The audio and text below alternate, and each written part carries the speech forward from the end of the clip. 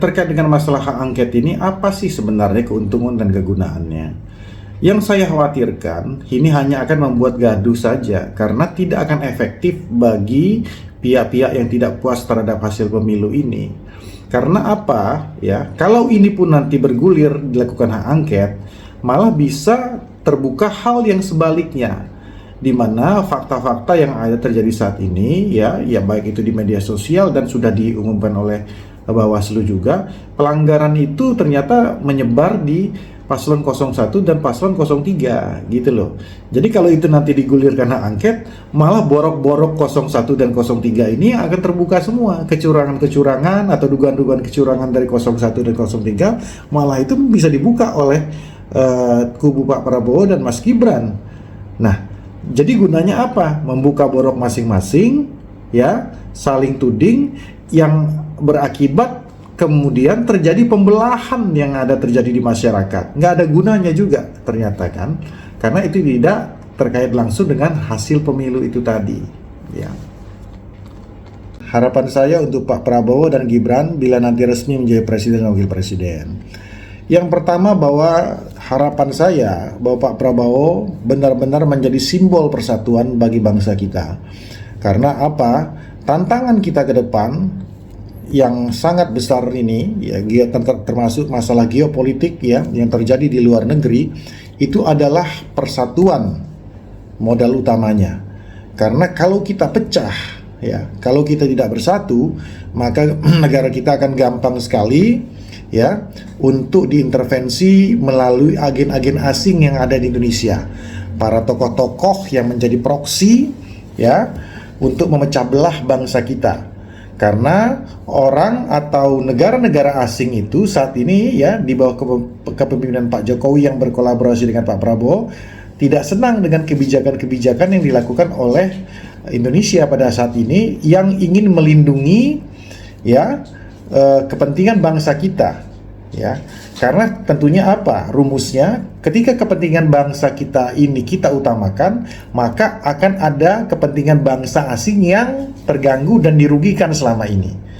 Nah, perjuangan dari Pak Jokowi yang berkolaborasi dengan Pak Prabowo di bidang pertahanan itu sampai dengan saat ini cukup mengganggu negara-negara yang berkepentingan di luar yang ingin melakukan instabilitas keamanan, baik itu dari sisi politik, baik itu dari sisi sosial dan lain sebagainya. Nah, pesan saya, dan itu memang sudah digaungkan oleh Pak Prabowo, bahwa Pak Prabowo menginginkan persatuan Indonesia, yang ingin merangkul seluruh komponen supaya kita tidak bisa dipecah belah. Nah, itu yang pertama. Yang kedua adalah keterlibatan anak muda yang diwakili oleh Mas Gibran, bukan hanya ya sebagai simbol dan vote getter saja selama ini, tapi saat ini benar-benar menjadi atau mendapatkan tempat yang utama dalam pembangunan kita ke depannya. Nah, bahwa di dalam pemilu ini contohnya anak muda sangat sangat mendapatkan tempat ya dalam kampanye ya, di mana Pak Prabowo di struktur TKN menempatkan bidang khusus ya untuk anak muda, yang disitulah nanti ideologi dan aspirasi mereka ketika Pak Prabowo dan Mas Gibran menjabat ini akan tersalurkan. Dan oleh karena itu saya berharap kedua ini bisa kita pegang, bahwa kedepannya juga saya menghimbau kepada seluruh elit-elit dan masyarakat banyak yang kemarin mungkin tidak memilih Pak Prabowo ya, yang ada di 01 dan 03, baik elit dan masyarakatnya, untuk kembali ya hidup normal lagi, kita berangkulan ya. Kita kemarin mungkin berlawanan ya, tapi bukan bermusuhan. Harus dibedakan. Berlawanan itu seperti pertandingan biasa saja. Ya, orang bertanding, selesai bertanding ya sportif, kalah ya kembali berangkulan, kembali berkolaborasi. Nah, narasi-narasi kebencian, narasi-narasi pecah belah itu saat ini sudah sama-sama kita sadari, ya. Makanya oleh karena itu, ketika Pak Prabowo dan Mas Gibran ya dalam berkampanye mengedepankan persatuan, selalu mengungkit jasa-jasa baik dari para pendahulunya, presiden-presiden sebelumnya, itu disambut baik oleh masyarakat, disambut baik oleh anak muda, yang kemudian itu diimplementasikan, ya kan, direalisasikan ke TPS-TPS, sehingga akhirnya Pak Prabowo dan Mas Gibran mendapatkan. Ini pertanyaan berikutnya, Pak Prabowo hari ini naik dianugerahi bintang 4, sedangkan Pak Prabowo pernah dipecat dari Kesatuan. Bagaimana saya menanggapinya? Yang perlu diklarifikasi dan ditegaskan di sini bahwa Pak Prabowo itu tidak pernah dipecat dari TNI sebagai tentara, tidak pernah. Tapi beliau diberhentikan. Kalau beliau dipecat, beliau tidak akan menyandang gelar sebagai seorang purnawirawan. Jadi secara hukum seperti itu, beliau diberhentikan dengan hormat. Ya, jadi bukan dipecat. Kalau dipecat, beliau diberhentikan tidak dengan hormat. Nah, ini hal yang berbeda. Dan kalau dipecat, tidak boleh menyandang gelar sebagai seorang purnawirawan. Itu yang pertama dari sisi hukum. Nah, dari sisi sosial, Pak Prabowo ya, ini ya dari sisi sosial dan politik ya, Pak Prabowo ini sudah keempat kalinya mengikuti kontestasi Pilpres. Di tahun 2019 sebagai wakil presidennya Bu Megawati, 2014, 2019 dan 2023. Jadi proses politik yang dilakukan oleh Pak Prabowo apabila beliau itu adalah seorang yang pernah dipecat ya secara politik, ini tentu tidak akan lolos.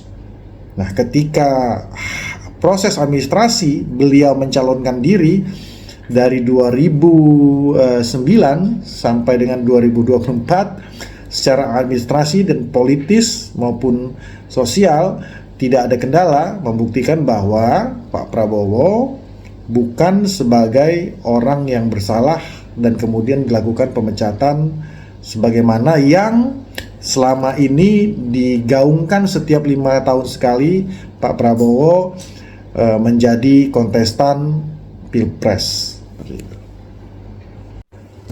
Kemudian berikutnya terkait dengan kemungkinan apakah hak angket ini bisa dijalankan atau tidak sebenarnya, seperti itu ya. Saya melihatnya bahwa sangat kecil kemungkinan hak angket ini untuk dijalankan, walaupun masih tetap ada kemungkinannya. Karena apa? Waktu yang diperlukan untuk melakukan hak angket ini tidak sebentar, ya, memakan waktu proses yang cukup panjang, ya. Nah, sedangkan masalahnya saat ini saja DPR itu sedang reses. DPR RI sedang reses sampai dengan tanggal 5 Maret. Nah, penetapan KPU ya terkait dengan hasil rekapitulasi suara pemenang pemilu ya, khususnya Capres ya, Pilpres itu dilakukan tanggal 20 Maret. Artinya dari tanggal 5 Maret sampai 20 Maret cuman ada waktu 15 hari untuk melakukan proses hak angket. Jadi dari sisi waktu dan teknis saja ini kayaknya ya sepertinya sudah tidak efektif dan tidak memungkinkan lagi untuk dilakukan ya. Ya, pertanyaan berikutnya, dalam sejarah demokrasi baru terjadi penggunaan hak angket untuk pemilu. Bagaimana Abang menanggapinya? Ya seperti itu tadi. Jadi memang hak angket ini sebenarnya sudah beberapa kali dilakukan ya. Di era Presiden Soekarno sudah pernah, di era Presiden Soeharto juga sudah pernah, Gus Dur, Megawati, SBY dan Jokowi. Tapi semuanya itu memang sesuai koridor.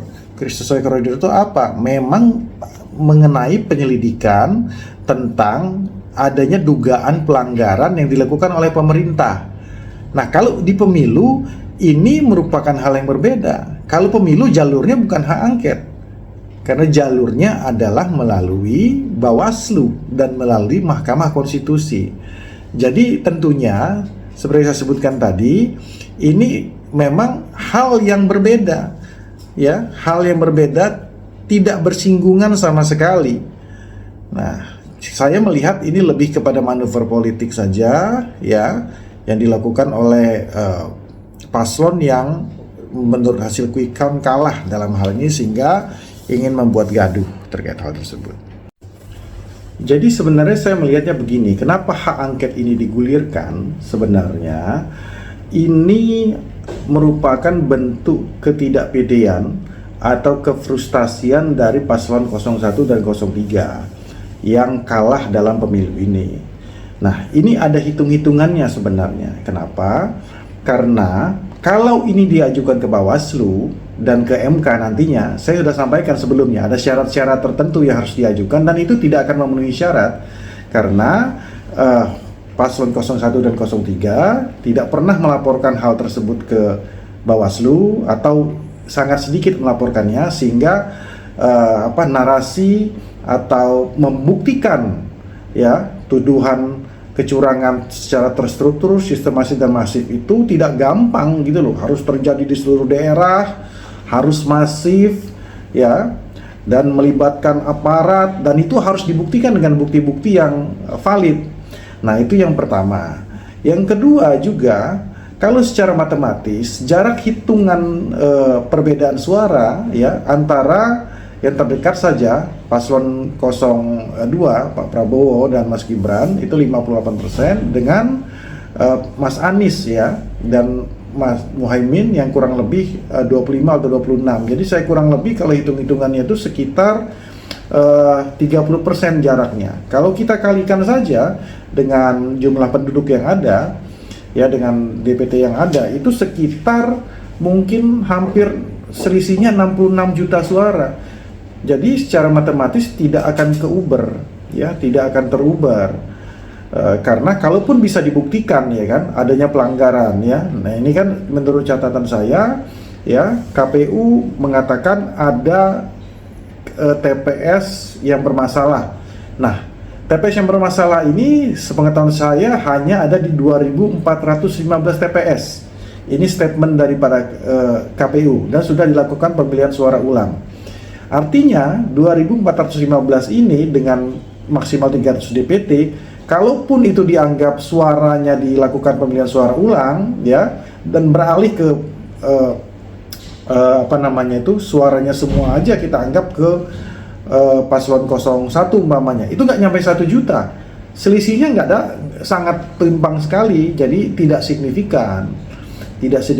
Sehingga oleh karena itu saya berpendapat hak angket ini merupakan jalan untuk membuat gaduh ya kan, mengaburkan suasana ya, mengaburkan keadaan sebenarnya siapa pemenangnya, sehingga mengalihkan hal ini dari hal yang kanal pokoknya ini melalui Bawaslu ke MK, tapi ke hak angket kan, seperti itu. Karena kalau ini diajukan melalui Bawaslu dan ke MK, hitungan matematisnya juga karena jaraknya, gapnya sudah terlalu jauh, harus menguber ketinggalan 66 juta suara.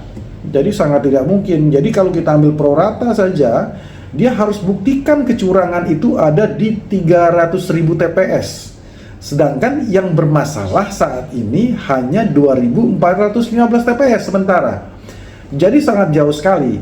Sehingga oleh karena itu kemudian dilakukanlah manuver. Saya menduga dilakukan manuver melalui hak angket ini. Jadi itulah yang mendasari kenapa hak angket ini digulirkan. Nah, pertanyaan berikutnya itu, apakah Prabowo bisa didiskualifikasi sebagai pemenang capres dengan ada hak angket? Jawaban saya jelas tidak bisa, bahwa kanalnya tadi memang sudah berbeda. Bahwa Pak Prabowo sebagai pemenang nantinya dengan Mas Gibran hanya bisa didiskualifikasi itu melalui proses di Bawaslu ya, kemudian diajukan ke MK.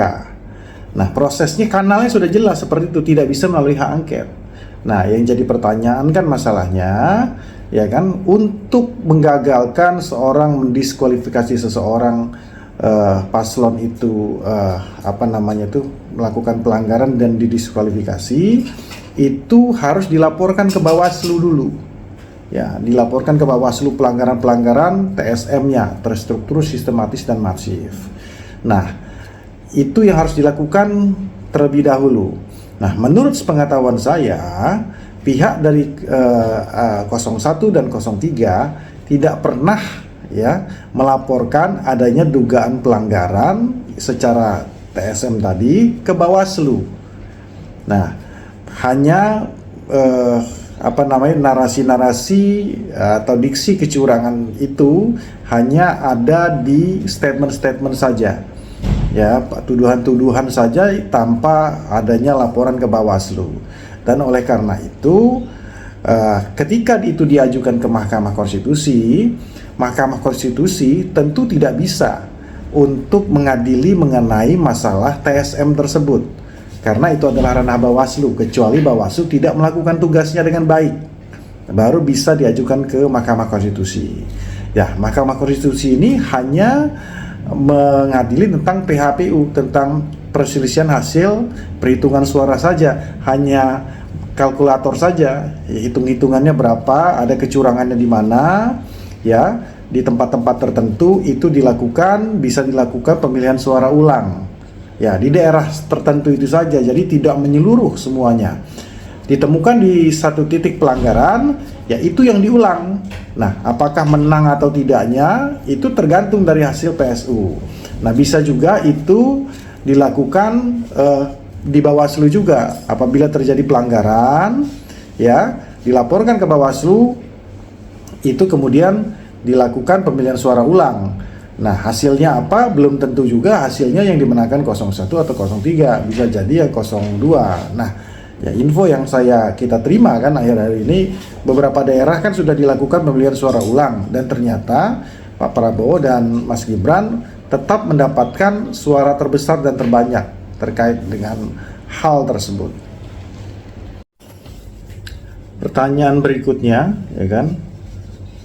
Syarat hak angket terpenuhi berapa persen suara dari DPR atau berapa persen dari partai mengajukan hak angket? Apakah perlu hak angket sedangkan ada KPU dan Bawaslu untuk mengawasi kecurangan tersebut? Nah, kalau mengenai masalah syaratnya itu memang diajukan setidaknya minimal oleh 25 orang anggota DPR, lebih dari satu fraksi, artinya lebih dari satu partai yang mengajukan. Nah, kalau ditanya apakah perlu hak angket ini?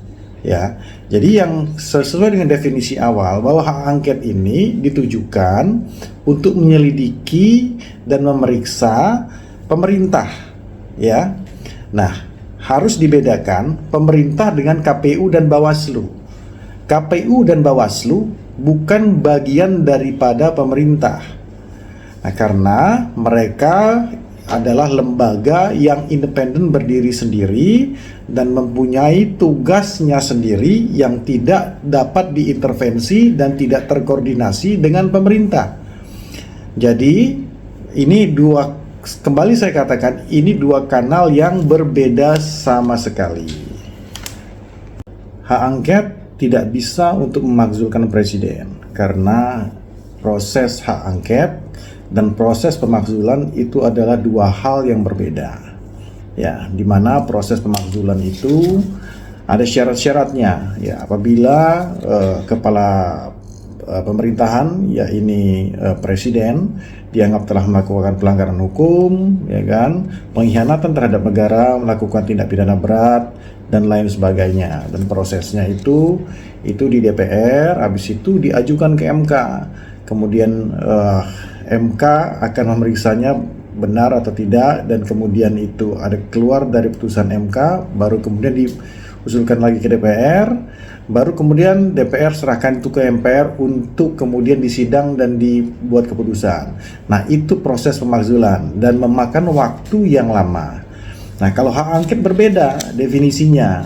Hak angket itu adalah penyelidikan terhadap pelaksanaan undang-undang dan kebijakan pemerintah, ya, yang bertentangan dengan peraturan perundang-undangan. Jadi merupakan dua hal yang berbeda. Nah, jadi kalau ditanya apakah hak angket ini bisa memakzulkan presiden, tidak bisa, karena ini adalah dua kanal yang berbeda.